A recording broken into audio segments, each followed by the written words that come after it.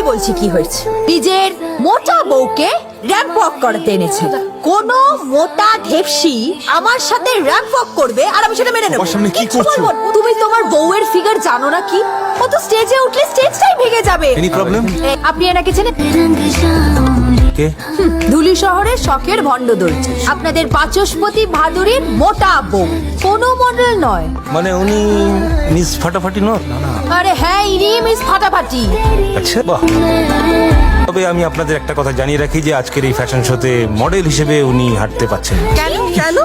Thank god. Administration last minute সিদ্ধান্ত নিয়েছে যে এই ফ্যাশন শোতে শো স্টপার হিসেবে হাঁটবে মিস ফাটাফাটি।